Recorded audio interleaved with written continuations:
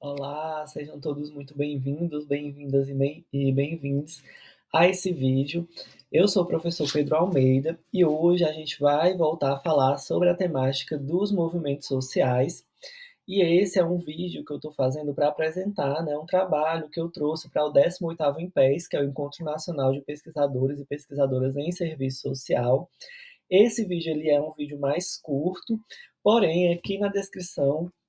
vocês conseguem ter acesso à aula completa sobre essa temática, que já tem gravado aqui no YouTube, onde eu falo sobre a relação entre o serviço social e os movimentos sociais de forma mais detalhada.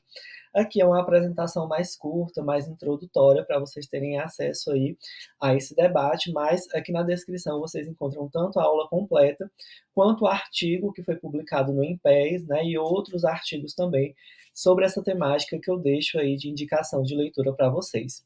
Então, essa discussão que eu trouxe para o INPES, que é serviço social e o trabalho profissional nos espaços de luta dos direitos e movimentos sociais no Brasil, né, vai buscar, né, suscitar um debate sobre essa relação entre esses espaços de luta dos direitos sociais, né, essa relação do serviço social com esses espaços de luta, né, e os desafios do trabalho profissional nesse contexto, nesse espaço socioocupacional.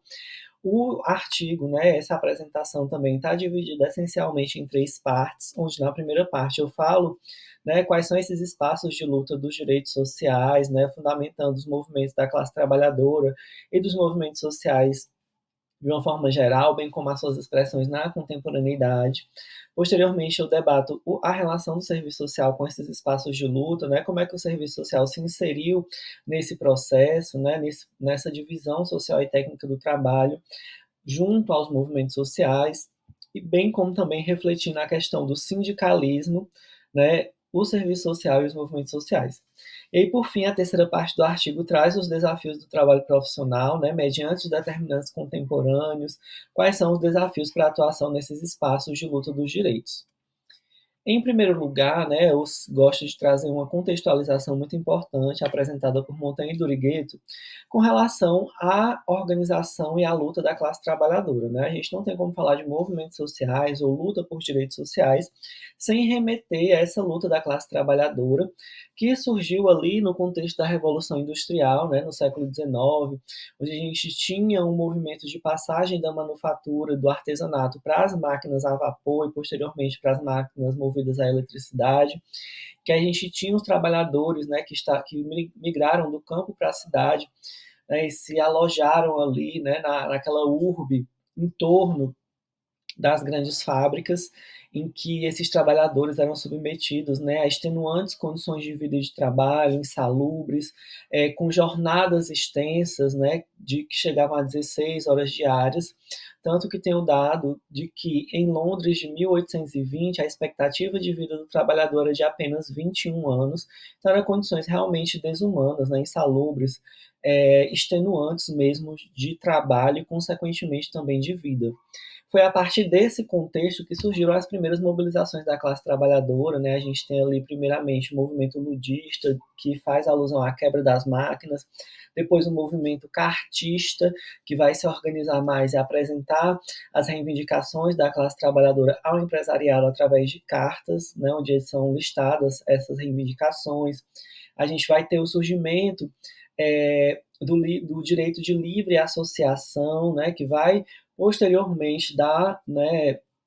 ali o start, dar o início das chamadas trade unions, né, ou dos sindicatos, tá certo? E aí, falando em sindicatos, né, a gente dá um salto histórico para refletir um pouco de que forma essa história, né, da luta da classe trabalhadora, ela vai se manifestar no Brasil. A gente tem como primeiros marcos, né, o processo de migração dos trabalhadores da Europa para o Brasil, ali no começo do século XX, né, após a abolição da escravatura, a gente vai ter uma predileção dessa mão de obra europeia, desses migrantes que vêm da Europa, para trabalhar nas fábricas ali do chamado ABC Paulista, né, daquela região do Sudeste, onde havia um desenvolvimento fabril e industrial mais aguçado, né, em que esses trabalhadores vão trazer muitos dos ideais, né, da Revolução Socialista que se debatia lá na Europa, né, principalmente com a questão da Revolução Russa de 1917. Então, muitos dos ideais da Primeira Internacional vão vir importados por esses trabalhadores, tá certo? E assim, no decorrer, né, do século XX, né, os marcos assim com relação ao movimento sindical, eles vão estar presentes principalmente na era Vargas, né, em que o Vargas ele vai pensar toda uma legislação de regulamentação e também de cooptação desses sindicatos. Então, em 1931 a gente tem uma lei, né, que visa exatamente realizar essa institucionalização do sindicato, ceifando sua autonomia, né, e anexando-os ao aparato do Estado. O Ministério do Trabalho, né, exercia ali naquele momento um papel de interferência nos processos eleitorais dos sindicatos, nos debates, que muitas vezes chegavam a ser proibidos.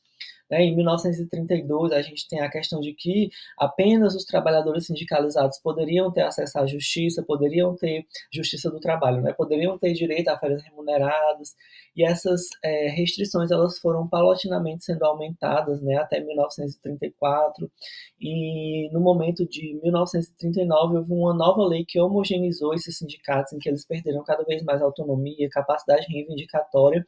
e realmente acabaram se transformando em associações assistenciais, recreativas e culturais. E aí, dentro desse processo sócio-histórico, a gente tem a consolidação das leis do trabalho, que acontece em 1943, né, que vai ser um marco também na regulação dessas relações, né, entre os empregadores e os empregados, né, e o Estado. Tem um momento específico que vai marcar ali uma intensificação das lutas sociais,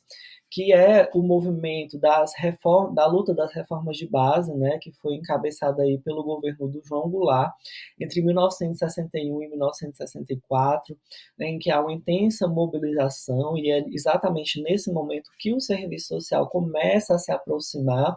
desses movimentos sociais. A gente vai ver aqui no próximo slide. E a gente vai tematizar, né, a ditadura, mas já antecipando para vocês, né, que após a ditadura militar a gente tem um período de redemocratização, né, em que esse movimento sindical ele começa a adquirir uma nova força, né, começa a se reinventar, por isso que os autores vão chamar de novo sindicalismo, que vai surgir nesse processo da redemocratização, né, onde a gente vai ter um sindicalismo classista na perspectiva da luta de classes, combatendo aqueles sindicatos cooptados, né? Em 1980 a gente vai ter o surgimento dos partidos do Partido dos Trabalhadores, né, que vai ser criado principalmente por militantes desse novo sindicalismo, associações de bairro, intelectuais de esquerda e ex-militantes clandestinos da ditadura. Em 1983 a criação da Central Única dos Trabalhadores, que vai também entrar nessa perspectiva classista, autônoma e independente do Estado, se contrapõe nesses sindicatos que até então, né, em um determinado período histórico, eram chamados de sindicatos amarelos, né, aqueles sindicatos realmente cooptados pelo aparato estatal.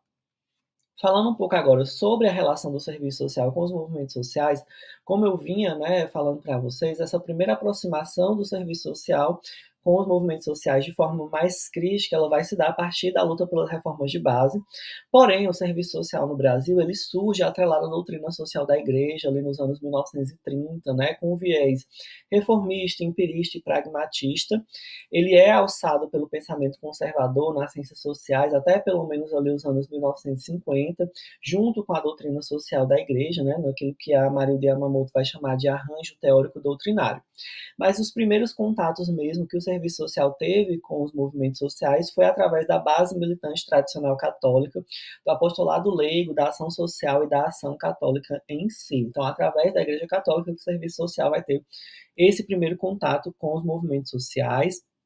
né? E aí a gente vai ter um momento ali nos anos mais próximos dos anos 50, anos 60, né, em que José Paulo Neto vai dizer que o serviço social vai passar por um processo de erosão do tradicionalismo, se afastando um pouco dessas protoformas, né, mais conservadoras, né? A gente vai ter essa,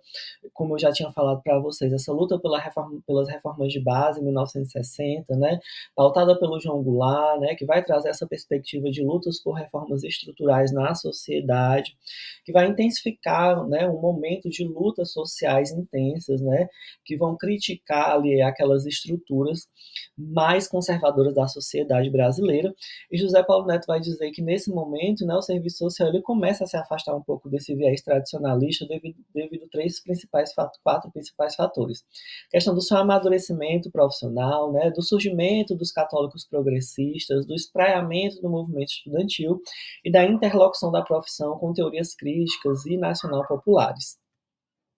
E aí esse período da ditadura militar, né, vai interditar esse processo crítico, né, das lutas pelas reformas de base, bem como também de aproximação do serviço social com uma perspectiva mais crítica de luta por direitos, né? Então a gente vai ter um momento, né, de que o José Paulo Neto vai chamar de neutralização dos protagonistas sociopolíticos comprometidos com a democracia da sociedade e do Estado, cortando o encaminhamento crítico progressista ao serviço social, né? E aí durante o processo da ditadura militar, a gente vai ter um perfil profissional que vai focar muito numa perspectiva macroscópica, laicizada e centralizada, baseada em um novo padrão acadêmico de graduação e pós-graduação, né? E esse movimento, inclusive, vai fortalecer um posicionamento, né, que vai favorecer posteriormente a ruptura com o conservadorismo, né, uma das contradições da ditadura militar, que é, ao incentivar e motivar a graduação e pós-graduação, ele forneceu as condições necessárias para o serviço social se afastar desse conservadorismo profissional. E aí, né, a gente tem, como eu já tinha falado para vocês, esse sindicalismo que vai voltar forte no movimento de redemocratização ali nos anos 1970. O serviço social vai se aproximar também do sindicalismo, né, através de uma perspectiva crítico-dialética, e vão surgir várias associações, né, vai surgir associações profissionais de assistentes sociais, a Comissão Executiva Nacional de Entidades Sindicais e Pré-Sindicais de Assistentes Sociais, a CENEA, que vai estar diretamente relacionado com o movimento classista, sindical classista da CUT, né, então, em 1983, a gente vai ter a primeira articulação político-organizativa da profissão com as lutas sociais em curso, né, principalmente com a criação da Associação Nacional dos Assistentes Sociais, que vai pautar a luta por um plano de cargos e carreiras para servidores federais, vai lutar por melhores condições de vida, de trabalho, questão da carga horária, questão de salário. Então, esse vai ser o primeiro momento ali nos anos 80, né, junto com o surgimento da CUT, junto com o surgimento do Partido dos Trabalhadores, junto com o movimento ali da redemocratização, que o serviço social vai começar a se engajar nessas lutas sociais realmente dentro de uma perspectiva crítica, né, dentro de uma perspectiva dialética. E aí o serviço social, né, vai ser entendido nesse momento que o José Paulo Neto vai chamar de intenção de ruptura, né, e vai ser conceituado pela Yamamoto e pelo Raul de Carvalho como uma especialização do trabalho coletivo no interior da divisão social e técnica do trabalho coletivo na sociedade capitalista, né, e a Yamamoto vai buscar definir o significado social da profissão através de uma perspectiva da contradição capital-trabalho nos enfrentamentos das expressões da questão social, que vai configurar, né, essa aproximação do serviço social com a teoria marxiana, né, com a teoria marxista, mesmo que no primeiro momento seja de forma ali mais problemática, né, no chamado marxismo sem Marx do método BH, mas que vai ter esse recurso à teoria marxiana mesmo através da Yamamoto e do Raul de Carvalho ali nos anos 80. O grande marco, né, da virada crítica do serviço social, como também da sua aproximação com o sindicalismo e com os movimentos sociais, é o terceiro CBAS, o terceiro Congresso Brasileiro de Assistentes Sociais, em 1979, né, que vai marcar ali a sua aproximação com o sindicalismo, que vai trazer uma virada crítica e organizativa do serviço social, que vai depor a mesa composta pela ditadura militar ali no seu evento, né, em 1979, que vai posicionar a categoria profissional enquanto classe trabalhadora, né, enquanto defensores, né, desse projeto profissional que se alinha com o projeto um projeto de sociedade da classe trabalhadora, e aí esse projeto ético-político profissional ele vai ganhar materialidade através dessa maturidade intelectual, através da conformação das nossas instâncias político-organizativas nos anos 90, como o Conjunto Cefés CRES, a ABEPS, a ENESO, a dimensão jurídico-política, normativa, com a Lei de Regulamentação da Profissão, Código de Ética e as diretrizes curriculares, também ali dos anos 1990. Eu queria trazer para vocês um pouco dos recursos e instrumentos metodológicos, né, uma espécie de parâmetros para a atuação do serviço social junto aos movimentos sociais, né, em que a gente vai ter 4 principais eixos, né, segundo Mota e Rodrigues, que são a formação de alianças, né, um poder compartilhado entre os profissionais, os sindicatos e grupos das classes subalternas com o objetivo de alterar a correlação de forças, a dimensão da educação popular, influenciada principalmente pelo Paulo Freire, na construção de uma dimensão educativa libertadora dos profissionais, para atuar junto às populações, né, ali na mobilização em prol da luta por direitos, a dimensão da investigação, né, investigação, ação, estabelecimento da unidade dialética teoria e prática como forma de superar o teoricismo e o pragmatismo, e a dimensão da assessoria aos movimentos sociais, que é um processo de mobilização, de conscientização e de organização da luta da população explorada, através dessa incidência do serviço social junto aos movimentos sociais. Queria destacar também a questão dos principais desafios profissionais que se contrapõem a esse trabalho profissional nesses espaços de lutas por direitos, né? Principalmente direcionado à questão da institucionalização dos movimentos sociais, que vai se fazer presente muito forte nos anos 1990, né? Através da ofensiva neoliberal, que vai buscar novas estratégias de desarticular, fragmentar a classe trabalhadora, de cooptar esses sindicatos. Se contrapõe, né, como desafio ao serviço social, o fortalecimento da participação institucional como mecanismo de controle social e tomada de decisões, a questão dos refluxos dos movimentos sociais tradicionais, a crise do sindicalismo, né, as metamorfoses no mundo do trabalho, tudo isso implica, impacta na capacidade de mobilização da classe trabalhadora. A gente tem um processo de intensificação da alienação através da captura da subjetividade do trabalhador, da classe trabalhadora, né? Principalmente através do elemento do neoconservadorismo, que é o próximo tópico. Então, a gente tem o discurso do empreendedorismo, a fragmentação e segmentação das lutas sociais,